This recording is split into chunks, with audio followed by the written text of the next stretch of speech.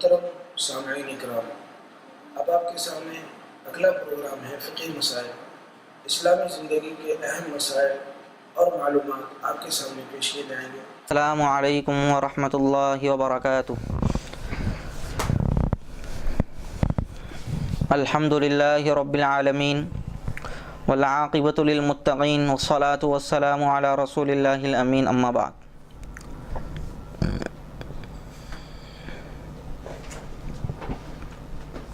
ناظرین محترم،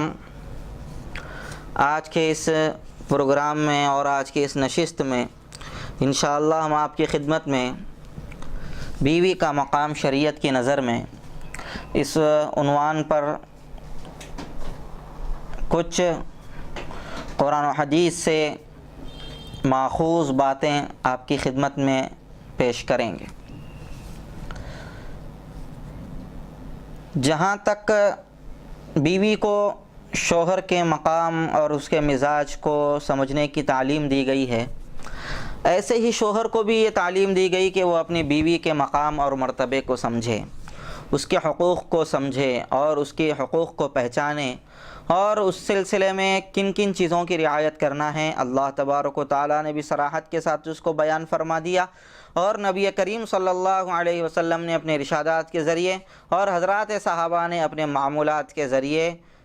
اور حضرات اولیاء و علماء نے اپنی تعلیمات کے ذریعے امت کے سامنے کھول کھول کر رکھ دیا ہے۔ آئیے اللہ تبارک و تعالیٰ کے ارشاد کی طرف ہم چلتے ہیں۔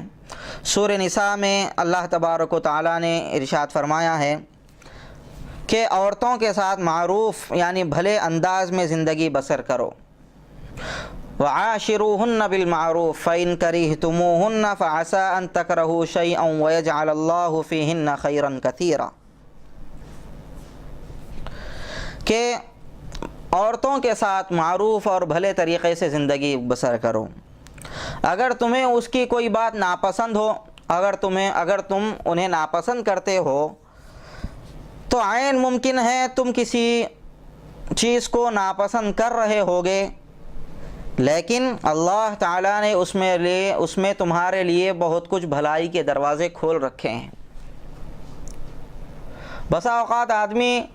کسی چیز کو اپنے لیے سمجھتا ہے کہ مجھے یہ چیز پسند نہیں ہے، لیکن وہی چیز اس کے لیے کارآمد ثابت ہو جاتی ہے۔ جیسے مثال کے طور پر کڑوی گولی ہے، کڑوی گولی کو کوئی بھی آدمی چوسنا یا کھانا، اس کے مزاج میں یہ بات نہیں ہوتی، وہ اس کو اچھا نہیں سمجھتا، لیکن جب کڑوی گھونٹ پر آدمی صبر کرے گا، کڑوی گولی کو نکل جائے گا، تو وہی کڑوی گولی اللہ کے حکم سے اس کے لیے شفا کا ذریعہ بن سکتی ہے۔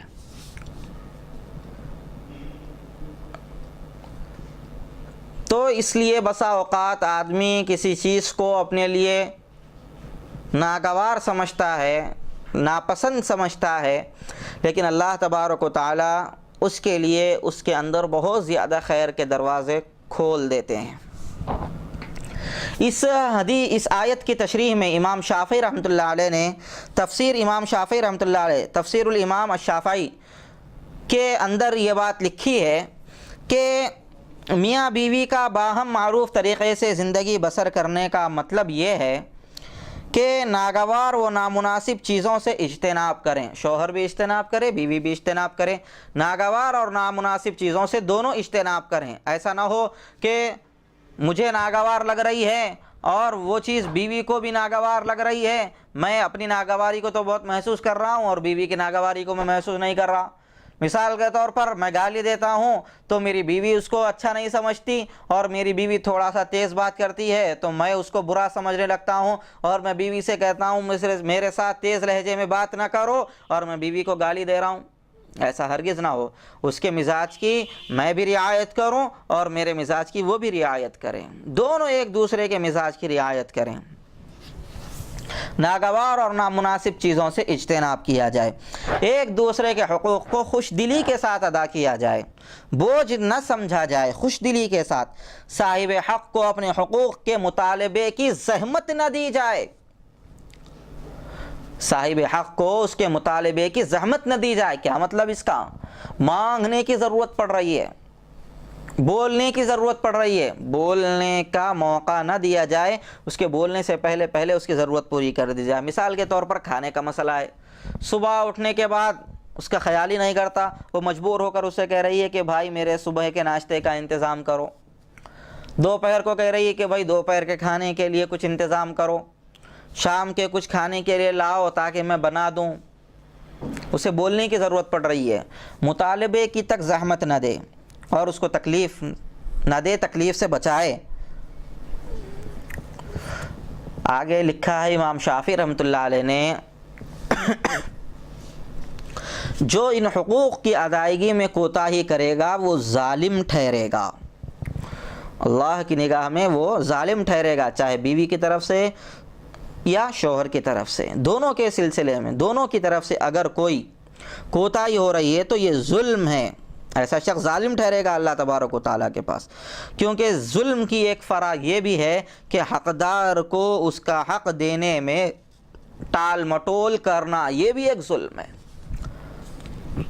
حقدار کو اس کا حق دینے میں ٹال مٹول کرنا یہ بھی ایک قسم کا ظلم ہے۔ اس کے بعد کیا لکھا، عورتوں کے ساتھ معروف معاشرت کا اقل درجہ یہ ہے، سب سے کم ترین درجہ یہ ہے کہ اللہ نے شوہر پر بیوی کا جو نفقہ اور کپڑا اور سکنا جو فرض کیا ہے، نفقہ اور کپڑا، اس کو ادا کرے اور بیوی کے سلسلے میں ان معاملات کے اندر لاپرواہی کو ترک کر دے، جو حقوق ہیں ان حقوق کو ادا کرے، لاپرواہی ہرگز نہ کرے۔ امام ابو بکر جساس رازی رحمۃ اللہ علیہ احکام القرآن کے اندر لکھتے ہیں کہ معروف معاشرت یہ ہے کہ مرد عورت کا مہر، نفقہ اور شباشی کی باری پوری مکمل طور پر ادا کرے، سخت کلامی سے اس کو تکلیف نہ پہنچائے اور سخت کلامی کے ذریعے اس کو تکلیف دینا چھوڑ دے، ایک سے لا تعلق ہو کر دوسری کی جانب مکمل طور پر نہ جھک جائے۔ مثال کے طور پر کسی کی دو بیویاں ہیں تو ایک بیوی سے مکمل طور پر لا تعلق ہو گیا اور دوسری بیوی کی جانب مکمل طور پر مائل ہو گیا اور اسی کا خیال کر رہا ہے، اسی کے ساتھ رہ رہا ہے، اسی کے بچوں کو پال پوس رہا ہے، پہلی بیوی کے بچوں کو دیکھتا ہی نہیں، پہلی بیوی کے پاس آتا ہی نہیں اور اس کی خیر خبر لیتا ہی نہیں، ایسا ہرگز نہ کریں۔ اور بغیر کسی سبب کے منہ بسور کر نہ پھرے، معمولی بات پر منہ چھڑا رہا ہے، معمولی بات پر غصے میں آ رہا ہے اور منہ بسور رہا ہے، منہ پھلا کر اس کے سامنے آ رہا ہے، ایسا ہرگز نہ کرے معمولی باتوں پر۔ اور قاضی ابو بکر ابن العربی رحمۃ اللہ علیہ فرماتے ہیں کہ اللہ تبارک و تعالیٰ نے معاشرت بالمعروف کا حکم دے کر یہ چاہا کہ زوجین کے درمیان محبت، تعلق اور مصاحبت کامل طور پر پایا جائے، کامل طور پر موجود ہو، تاکہ ازدواجی زندگی پرسکون ہو اور دونوں آپس میں محبت کے ساتھ رہیں، نگاہیں ان دونوں کی ٹھنڈی رہیں اور زندگی خوشگوار طور پر بسر ہو۔ یہ چیزیں مردوں کے اوپر دیانتاً واجب ہیں، اگرچہ قانونی طور پر گرفت نہیں۔ ہاں، اگر لوگوں کی معاشرت خراب ہو گئی تو ایسی صورت میں وہاں شرط اور حلف و پیمان کے ذریعے قانون میں وزن پیدا کیا جا سکتا ہے۔ یہ بات بتلائی ہے، یعنی بالکل حق ادا نہیں کر رہا تو ایسی صورت میں شرط لگائی جائے گی، حقوق کے ادا کرنے کے سلسلے میں قانون کا سہارا لیا جائے گا کہ تم کیوں حقوق ادا نہیں کر رہے ہو۔ دوسری آیت میں اللہ تبارک و تعالیٰ نے بھی ایک موقع پر ارشاد فرمایا، تم عورتوں کو تنگ کرنے کے لیے انہیں نہ ستاؤ، انہیں ستاؤ نہیں۔ یہ سورہ طلاق کی آیت نمبر 6 ہے۔ یہ مذکور آیت طلاق شدہ عورتوں کے بارے میں ہے۔ علامہ اسماعیل حقی رحمۃ اللہ علیہ فرماتے ہیں کہ اللہ تبارک و تعالیٰ نے سابقہ بیوی کے حقوق کو ادا کرنے کا اتنا زیادہ لحاظ کرنے کا حکم دیا ہے کہ اس کے ساتھ ہمدردی کا معاملہ کیا جائے، مہربانی کا معاملہ کیا جائے، اور اللہ رب العزت نے ہمدردی اور خیرخواہی پر سابقہ بیوی جو طلاق دے دیا اس کو اپنی زوجیت سے علیحدہ کر لیا ہے، اس کے حقوق کی ادائیگی کے سلسلے میں اتنا زیادہ اللہ تبارک و تعالیٰ نے ابھارا ہے۔ آدمی اپنی مطلقہ کو زمانہ عدت کا معقول مشاہرہ اور نفقہ وہ سکنا دے، معقول نفقہ دے اس کو، تاکہ وہ اپنی آئندہ زندگی کے تعلق سے بسہولت کوئی راہ اور کوئی راہ عمل تیار کر سکے۔ جب طلاق شدہ عورت کے سلسلے میں اتنی زیادہ اللہ رب العزت نے تاکید فرمائی ہے، تو موجودہ بیوی کے سلسلے میں اللہ تبارک و تعالیٰ نے کتنا زیادہ خیال کرنے کو نہیں چاہا ہوگا۔ اس لیے بیویوں کے حقوق کے سلسلے میں بہت حساس رہنے کی ضرورت ہے۔ تیسری آیت سورہ نساء کی ہے، اس میں اللہ تبارک و تعالیٰ نے ارشاد فرمایا کہ اپنے والدین کے ساتھ اچھا سلوک کرو، اور قریب کے اور دور کے پڑوسیوں کے ساتھ بھی اچھا سلوک کرو، اور اپنے ساتھ رہنے والوں کے ساتھ بھی اچھا سلوک کرو۔ تینوں لوگوں کے ساتھ، تینوں پڑوسیوں کے ساتھ اچھا سلوک کرو۔ حضرت علی اور حضرت عبداللہ ابن مسعود اور حضرت معاذ رضی اللہ تعالی عنہ فرماتے ہیں کہ ساتھ رہنے سے مراد بیوی ہے۔ ساتھ رہنے والوں کے ساتھ حسن سلوک کرو، اس کا صاف مطلب بیوی ہے۔ یہ حضرات صحابہ کرام رضوان اللہ علیہ مجمعین کی تفسیر ہے۔ التفسیر السمرقندی کے اندر یہ بات لکھی ہوئی ہے۔ اور حضرت جابر رضی اللہ تعالیٰ عنہ سے روایت ہے کہ اللہ کے رسول صلی اللہ علیہ وسلم نے ارشاد فرمایا، پڑوسی تین طرح کے ہوتے ہیں، اور تینوں کے حق مختلف ہوا کرتے ہیں۔ ایک کا صرف ایک حق ہوتا ہے، اور ایک پڑوسی وہ ہوتا ہے جس کے دو حق ہوتے ہیں، اور ایک پڑوسی وہ ہوتا ہے جس کے تین حق ہوتے ہیں۔ جس کا ایک حق ہے وہ اجنبی مشرک پڑوسی ہے، اس کا صرف ایک حق ہے، حق ہمسایہ۔ اور ایک اجنبی مسلمان پڑوسی ہے، اس کے دو حق ہیں، ایک حق اسلام، دوسرا حق ہمسایہ۔ تیسرا قرابت دار پڑوسی ہے، اس کے قرابت دار مسلمان پڑوسی، اس کے تین حق ہیں، ایک حق ہمسایہ، دوسرا حق اسلام، تیسرا حق قرابت۔ اس کو بیان کرنے کے بعد علامہ مناوی رحمۃ اللہ علیہ نے یہ بات بیان فرمائی ہے، تیسری قسم کا اولین مصداق اور ہمسائیگی کا سب سے زیادہ حقدار اگر کوئی ہے تو وہ اس کی بیوی ہے۔ اب آئیے احادیث شریفہ کی طرف۔ نبی کریم صلی اللہ علیہ وسلم نے حجۃ الوداع کے موقع پر ایک تاریخی خطبہ ارشاد فرمایا تھا، اور عظیم الشان خطبہ ارشاد فرمایا، جس کا ایک حصہ سرکار دو عالم صلی اللہ علیہ وسلم نے عورتوں کے معاملے کے متعلق رکھا تھا، اور اس میں یوں ارشاد فرمایا تھا کہ لوگوں، عورتوں کے معاملے میں اللہ سے ڈرو،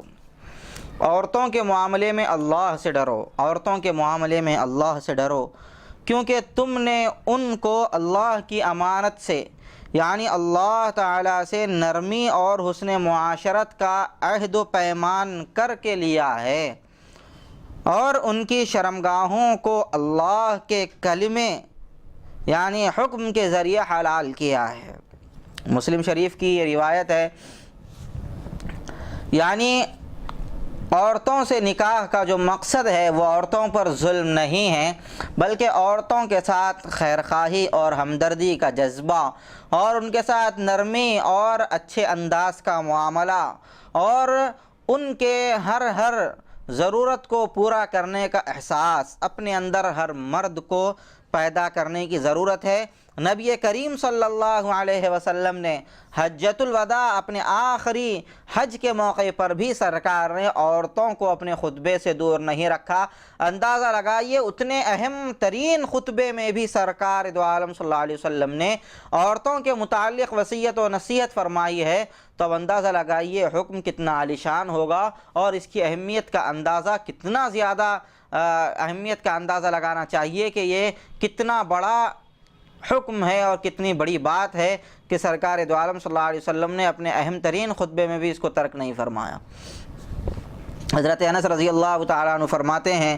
کہ ہم نزاع کے وقت نبی کریم صلی اللہ علیہ وسلم کے پاس موجود تھے۔ اللہ کے رسول صلی اللہ علیہ وسلم نے ہم سے فرمایا کہ اپنے ماتحتوں کے بارے میں اللہ سے ڈرو، اپنے ماتحتوں کے بارے میں اللہ سے ڈرو، اور دو کمزور ذاتوں یعنی عورتوں اور یتیم حال بچوں کے سلسلے میں اللہ سے ڈرو، اللہ سے ڈرو، اور کہا نماز کے بارے میں اللہ سے ڈرو۔ نماز نماز نماز کہتے کہتے سرکار کی روح پرواز کر گئی۔ شعب الایمان کی روایت ہے۔ بالکل آخر وقت میں بھی عورتوں کے ساتھ خیرخواہی کا جذبہ اور ان کے حقوق ادا کرنا، اور اس سلسلے میں اللہ سے ڈرتے رہنے کے سلسلے میں سرکار دو عالم صلی اللہ علیہ وسلم نے وصیت تک فرما دی ہے۔ ایک روایت میں یہاں تک ہے کہ اے لوگو، بیویوں اور ماتحتوں کے معاملے میں اللہ سے ڈرو۔ پھر اللہ کے رسول صلی اللہ علیہ وسلم کی وفات ہو گئی۔ مکارم الاخلاق کے اندر یہ بات لکھی ہوئی ہے۔ آئیے تیسری حدیث ہم آپ کے سامنے بیان کرتے ہیں۔ حضرت عبداللہ ابن عباس رضی اللہ تعالی عنہ سے روایت ہے کہ اللہ کے رسول صلی اللہ علیہ وسلم نے ارشاد فرمایا کہ حضرت جبریل علیہ السلام نے عورتوں کے ساتھ حسن سلوک کرنے کی اس درجہ مسلسل مجھے تاکید فرمائی ہے، اور نصیحت کرتے رہے تاکید کے ساتھ، یہاں تک کہ مجھے یہ خیال ہونے لگا کہ اب عورتوں کو طلاق دینا حرام ہو جائے گا، اب عورتوں کو طلاق دینا حرام ہو جائے گا۔ اتنی زیادہ عورتوں کے ساتھ حسن سلوک کرنے کی حضرت جبریل علیہ السلام سرکار دو عالم صلی اللہ علیہ وسلم کو نصیحت فرما رہے ہیں۔ حضرت جبریل کی نصیحت، اور کس کو؟ شہنشاہ دو جہاں، سرور کون و مقام، آقائے نامدار، مدنی تاجدار حضرت سیدنا محمد الرسول اللہ صلی اللہ علیہ وسلم کے ذات اقدس کو۔ آئیے چوتھی حدیث، جس میں حضرت ابو ہریرہ رضی اللہ تعالیٰ عنہ روایت کرتے ہیں کہ اللہ کے رسول صلی اللہ علیہ وسلم نے ارشاد فرمایا، میں تم کو عورتوں کے بارے میں بھلائی کی نصیحت کرتا ہوں، تم میری اس نصیحت کو قبول کرو۔ عورتوں کے بارے میں تم کو بھلائی کی نصیحت کرتا ہوں، تم میری اس نصیحت کو قبول کرو۔ اہل علم اس سلسلے میں فرماتے ہیں حقوق الزوجین کے اندر کہ اللہ عز و جل اور رسول اللہ صلی اللہ علیہ وسلم کی ذات محترم نے بذات خود عورتوں کے ساتھ حسن سلوک کرنے کی وصیت فرمائی ہے، بلکہ سفارش فرمائی ہے۔ سرکار سفارش کر رہے ہیں، اللہ تبارک و تعالیٰ سفارش کر رہے ہیں۔ اور خواتین کے لیے تربیتی بیانات کے اندر یہ بات لکھی ہوئی ہے کہ اگر مرد حضرات رسول اللہ صلی اللہ علیہ وسلم کی سفارش کا خیال رکھیں گے تو کل قیامت کے دن بخشش سے نوازے جائیں گے۔ یہ ہمارے اکابرین علماء نے یہ بات لکھی ہے۔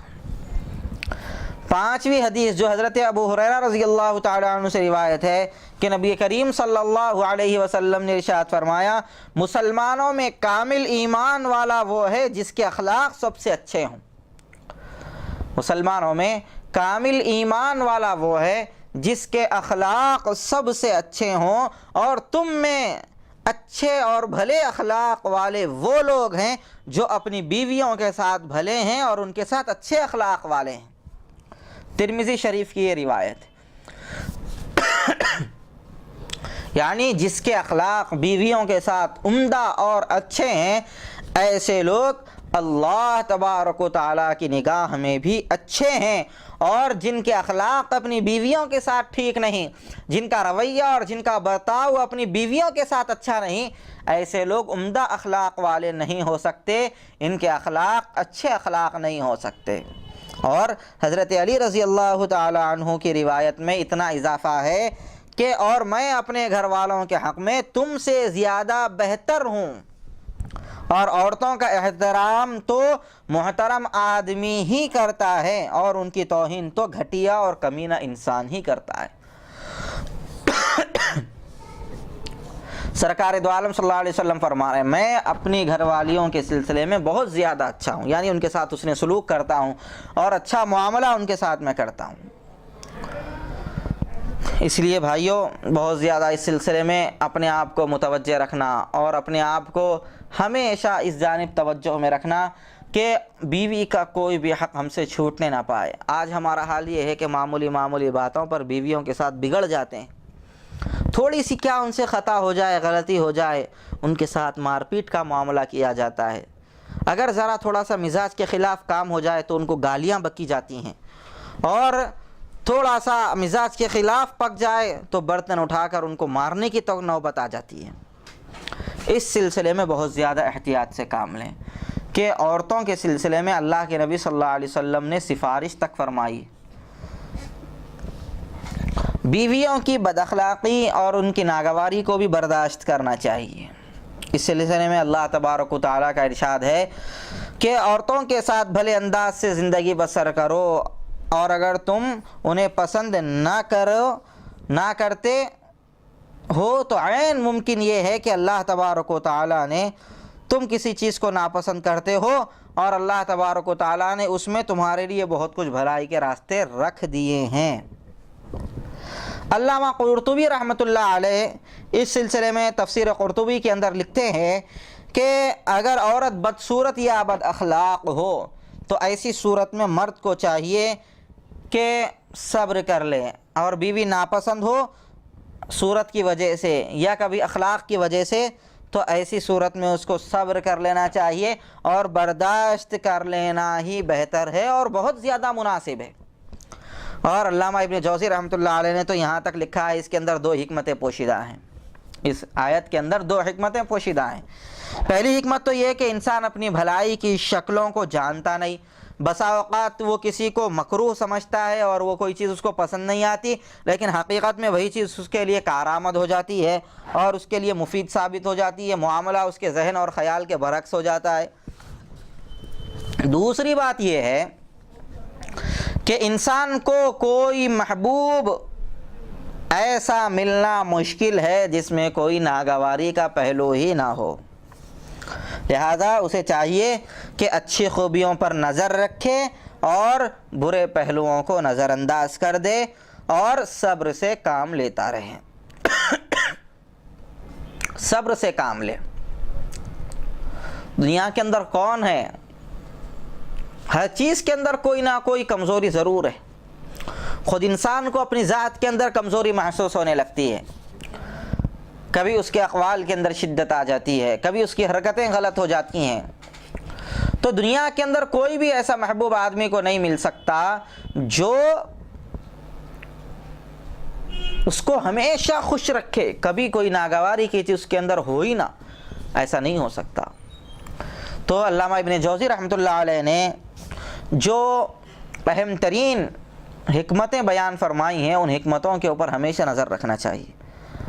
آئیے حضرت ابو ہریرہ رضی اللہ تعالیٰ عنہ کی روایت کی طرف ہم آپ کو لے کر چلتے ہیں کہ اللہ کے رسول صلی اللہ علیہ وسلم نے ارشاد فرمایا، کوئی مسلمان اپنی مسلمان بیوی سے بالکلیہ نفرت نہ کرے، اپنی بیوی سے بالکلیہ نفرت نہ کرے، اگر کوئی بات اس کو ناگوار لگ رہی ہو تو کوئی اور بات، کوئی اچھی عادت اس کو خوش کر دے گی۔ مسلم شریف کی یہ روایت ہے، اگر کوئی ایک بات اس کو ناگوار لگ رہی ہو تو کوئی نہ کوئی اس کو دوسری بات اس کو پسند ضرور کر دے گی۔ تو اس لیے اپنی بیویوں سے بالکل نفرت نہ کرے کسی بات کے اوپر۔ اس لیے چاہیے کہ اپنی بیویوں کی اگر کوئی بات ہمیں ناگوار لگ رہی ہو تو اس پر صبر سے کام لیں۔ اللہ تبارک و تعالی ہم سب کو صحیح علم و عمل کی توفیق عطا فرمائے۔ وآخر دعوانا الحمد للہ رب العالمین۔